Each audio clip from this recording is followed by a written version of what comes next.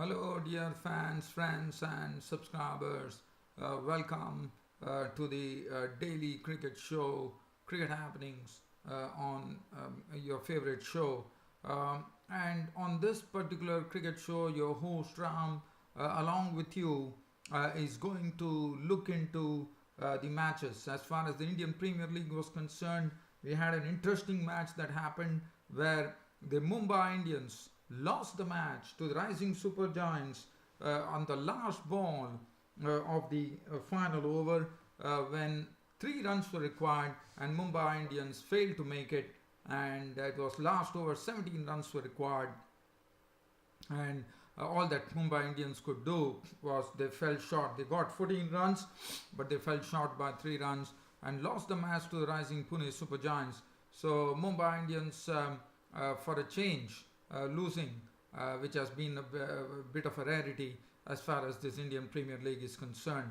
But it was a good match. I thought Ben Stokes was the best bowler. In fact, the 19th over was the turning point where 24 runs were required of 2 overs for the Mumbai Indians. Rohit Sharma was there at the crease, but Ben Stokes bowled brilliantly, bowled some superb Yorkers and turned out the penultimate over, which gave away only 7 runs, thus making it difficult for the Mumbai Indians by putting an equation of 17 runs for the final over. Even though Rohit Sharma hit a 6 of the bowling of Jaydev Unadkat, there was a bit of controversy whether the white should have been given, and that really forced Rohit Sharma to hold out, and he was gone. And then the hopes also sank. Even though Hardik Pandya was there, all that they could do is they lost by 3 runs. So that is a match which I'll be talking about. There's a lot to talk as far as cricket is concerned. And as far as the Pakistan versus West Indies 4 days play is concerned, well, it was Yasir Shah who picked up 4 wickets. But before that, it was West Indies taking a lead of 121 runs with Misbah al-Haq. One felt very sorry for him because Mohammad Abbas, who was giving him good support till such time with that partnership, if he had just waited probably a bit, but before that, it was very sad to see that Misbah al-Haq, who is playing his last test series, unfortunately had to be unbeaten on 99 with 5 fours and 3 sixes, and 121 run lead was taken, and West Indies in their second dig were all at sea against the spin bowling of Yasir Shah, who claimed all the wickets to plunge the West Indies to 93 for 4 at close of play on the 4th day, with the final day beckoning. And well, the final day should be an interesting day provided there is no rain. So I'll be talking about that. And also there were 2 teams which named their teams for the Champions Trophy. Sri Lanka sprung a surprise by naming Lasith Malinga in the squad for the Champions Trophy. And as far as New Zealand were concerned, they also named their Champions Trophy squad. Did not have much of a surprise, one could say. So these are the things that I'm going to look out at today as far as today's cricket show is concerned. So let me start off with that match, when the 28th match, Mumbai Indians versus Rising Pune Super Giants. It was played, it was, I'm sorry dear fans, I'm in a bit of a bit under the weather here. This was played at the Wankhede Stadium in Mumbai, and the toss was actually won by Mumbai Indians. As we have seen in this IPL, any team which wins the toss immediately inserts the other team in.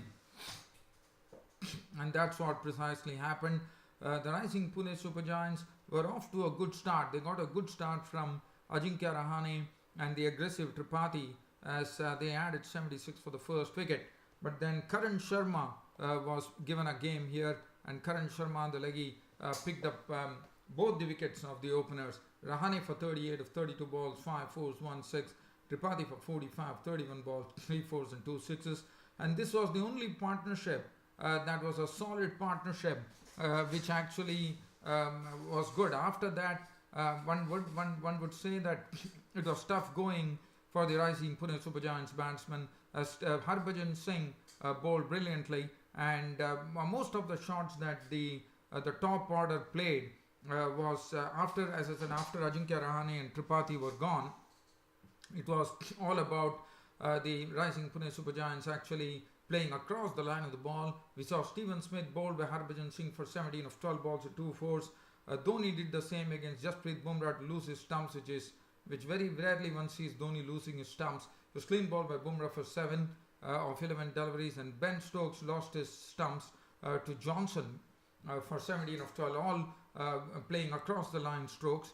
And then Manoj Tiwari redeemed the Rising Pune Super Giants innings a bit with a knock of 22 of 13 with 4 fours before being LBW to Bumrah. Christian not out 8, and Washington Sundar was not on 2. And Rising Pune Super Giants had to be content with 160 for 6, and one thought that the Mumbai Indians bowlers did a good job. Johnson 1 for 34. Mitchell McClenaghan 4 overs none for 36. Karan Sharma playing in his game today 4 overs 239, bit costly.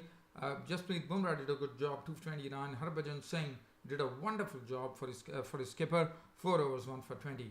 Now Mumbai Indians were given a target of 161 runs to win the match, and this is what happened. Parthiv Patel and Josh Butler opened the innings, and definitely one wouldn't say that they were very aggressive with the bowling being sharp. In fact, Washington Sundar, the red arm offie, was given the ball, told to bowl the first over, and then Shardul Thakur was a bit costly, and Jaydev Unadkat was also a bit costly. It was Parthiv Patel and Josh Butler indulging, and but definitely I thought the bowling was, I wouldn't say the bowling was very bad, but it was some good batting from Parthiv Patel and Butler. Parthiv Patel contributed 33 of 27 balls with 4 fours, and Butler making 17 of 13 balls with 3 fours.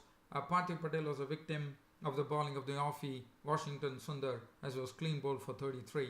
But Nitesh Rana once again failed with the bat, caught by Unadkat to the bowling of Christian for 3, and then Rohit Sharma was the one who held the innings, not only held the innings and also nurtured this Mumbai Indian innings. But unfortunately for Rohit Sharma, the problem was that the other partnerships were not forthcoming, with Karan Sharma bowled by Stokes for 11 of 10 balls, and Pollard tried to hit Imran Tahir, and in the process ended at caught by Smith for 9 of 9 balls. And Hardik Pandya was there. And as I said, the equation came down for the Mumbai Indians to 24 runs of the last 2 overs, and Rohit Sharma and Hardik Pandya were there, and hope was definitely there. 24 runs of 2 overs, and that too very good batsmen at the crease. Rohit Sharma, the captain, getting himself to some good form, and also at the other end he had Hardik Pandya. But what really happened in the 19th over was given to Ben Stokes, and what an over from Ben Stokes.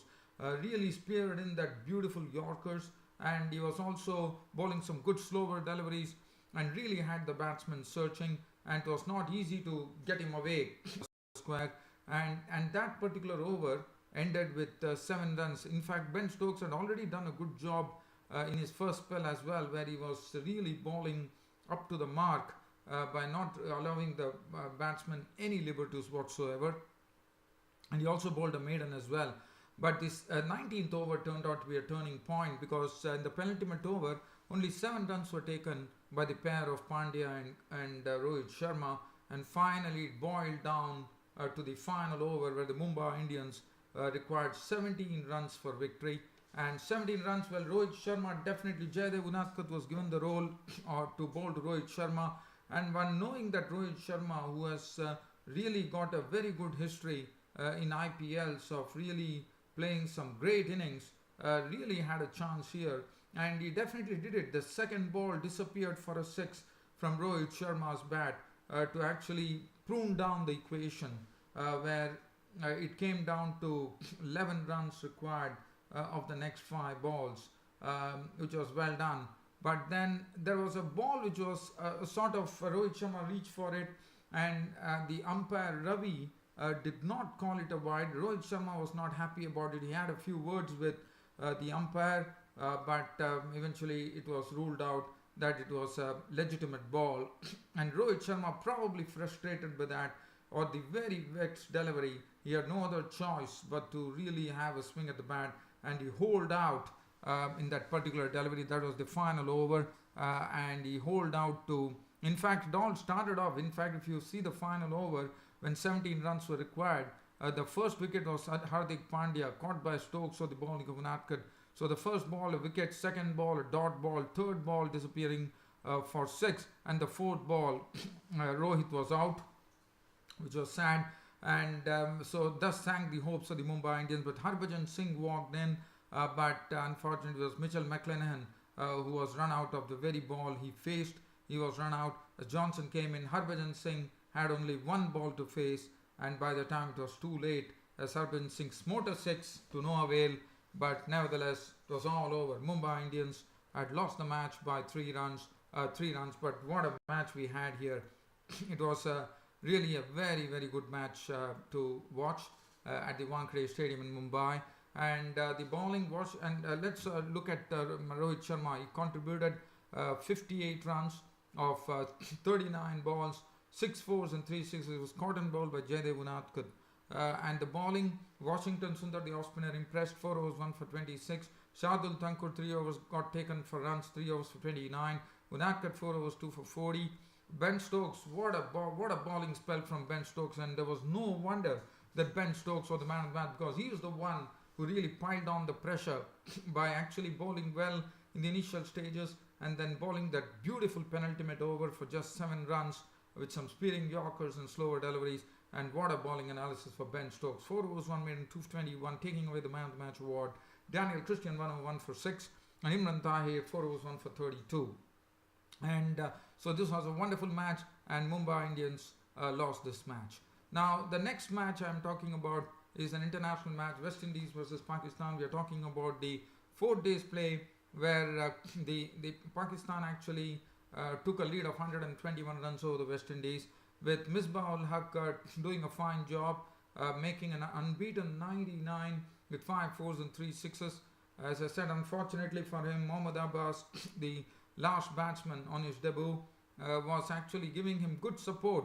In fact, he was, but one probably wanted Mohammad Abbas to just wait to give the strike to Misbah. Unfortunately, that didn't happen, and Pakistan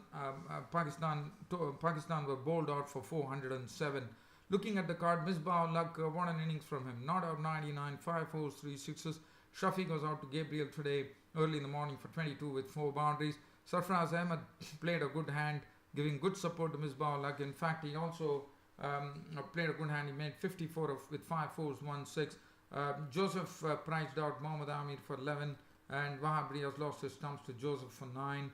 Yasir Shah was run out for 8 with 1 4, and Mohammad Abbas did a good job. From 373 for 9, Mohammad Abbas gave all the needed support, with him contributing just 1 runs but consuming 21 balls, which was still okay, because it was all about Misbah ul Haq, who had to actually get to his century. But unfortunately, one felt very sorry for Misbah ul Haq that in his swan song series of his career, he could not get to the 100 mark. He was not out of 99 with 5 fours and 3 sixes, and the West Indies took 121 runs lead. The bowling, I thought the West Indian Pacers did a very good job. Gabriel, 29 overs, 6 minutes, 92 runs and 3 wickets. The tall young Alzari Joseph, 31 overs, 8 minutes, 71 runs and 3 wickets. 1 wicket apiece to Jason, Holder, Bishu and Chase.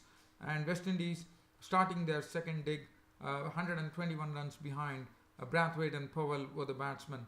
In fact, the captain did not waste much time bringing Yasir Shah into the attack, and Yasir Shah definitely did a good job. He first picked up the wicket of Brathwaite, with Brathwaite really not knowing where the ball was going, and he was bamboozled by Yasir Shah. He was clean bowled by Yasir Shah for 14 with 1 boundary.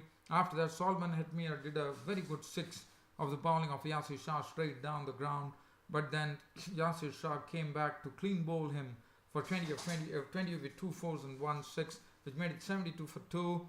Shai Hope was trapped LBW by Yasir Shah for 6, and then finally towards the close of play, Kieron Powell, who was the one who was really dealing with the spinner Yasir Shah in a wonderful manner, fell a victim just before stumps, as he was caught by Yunus Khan of the bowling of Yasir Shah for 49 with 9 well-timed boundaries. So that made it 89 for 4. And when stumps were drawn, it was Devendra Bishu and Vishal Singh had to score. And so they still have some things to do, in the sense they still have another 28 runs to wipe off the lead. And tomorrow is the final day. And if at all Pakistan managed to actually bowl out the West Indies pretty quickly, then they probably stand a chance of even winning this test match, because Yasir Shah is looking dangerous right now, I can say that, because all the 4 wickets have gone to him. 9 overs, no maiden, 33 runs and 4 wickets.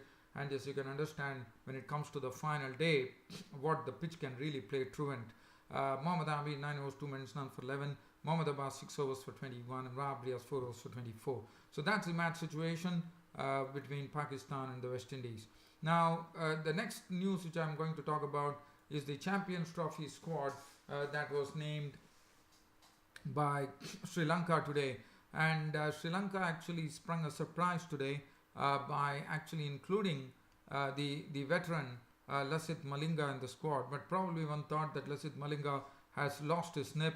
But I think the Sri Lanka have a lot of faith in him, and as they announced the team. Well, Angelo Matthews is back, so that is good news. So he will be the one who will be captaining the Sri Lankan team. Upal Taranga, Niroshan Dikwala, a talented player as well. Kushal Pereira, but one was really surprised. Kushal Pereira, the dasher. Kushal Mendes, a very talented cricketer. One of probably the next Kumar Sangakkara of Sri Lanka. Chamara Kapigadra holds his place for giving the solidity to the proceedings there. Asela Gunaratna, an upcoming talent from Sri Lanka. Dinesh Chandimal.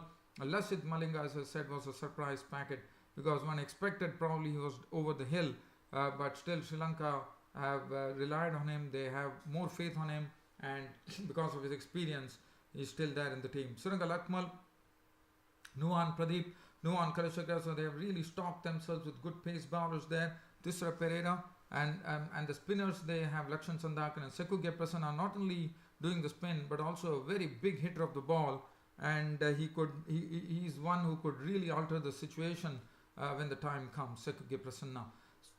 But one thing I have to say, I was really surprised to see that a talented player, Dhananjay De Silva, was left out, because I feel Dhananjay De Silva is a very talented bloke, and I was a bit surprised to see that Dhananjay De Silva unfortunately did not find a place in the Sri Lankan team. I would have probably I would have expected Dhananjay De Silva to fit in, probably come at the expense of Chamara Kapigadra, but one does not know. I mean, this is, as I said, purely my opinion. I am not a critic or here, but I sincerely feel that Dhananjay De Silva should have definitely made the cut to the Champions Trophy. Anyways, I'm nobody. I'm just a guy who actually gives my opinion on my cricket show. So I'm just giving my opinion. As I said, I'm not a critic. I'm just giving my opinion. That's what I feel about it. Right. And as far as the New Zealand team, New Zealand also announced their team for the Champions Trophy. Kane Williamson will captain the side. Cody Anderson is back. So, as you know, they've all been recalled after their injury problems and all, because they have been they've proved their fitness in the Indian Premier League now. So, Cody Anderson, but Trent Bolt, Neil Broom, Colin de Grandhomme gets an opportunity. Martin Guptill, Tom Latham, Mitchell McClenaghan, who's been doing well in the IPL. Adam Min forces his way in as well. Jimmy Neesham, Jeetan Patel. Jeetan Patel, as you know, has good, as you know, it is going to be played in England, and that was the precise reason Jeetan Patel has got a nod as well. So Jeetan Patel, I thought that was a good move, because Jeetan Patel knows the conditions well in the United Kingdom, and he probably would bowl according to the particular pitch where it is played. Luke Ronke, the wicketkeeper, Mitchell Santner, Tim Southee, and Ross Taylor is also there. So this is the composition of the New Zealand side, which has been selected for the Champions Trophy. So dear fans and subscribers, it's about time for me to end this cricket show right now by bidding you all a very good night. Thank you.